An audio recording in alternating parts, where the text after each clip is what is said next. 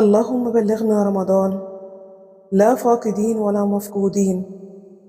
اللهم اجعله شهر خير علينا، شهر تغسل فيه القلوب من الهموم وتجاب فيه الدعوات وتكتب لنا فيه بدايات أجمل مما تمنينا. اللهم ارزق كل من يسمعني راحة في القلب وسعة في الرزق ونورا في الطريق، واجعل له في رمضان دعوة لا ترد وفرحة لا تزول. اللهم بلغنا رمضان ونحن في أحسن حال، واغفر لنا فيه ما مضى، واكتب لنا فيه القبول والرضا والسعادة والنجاح.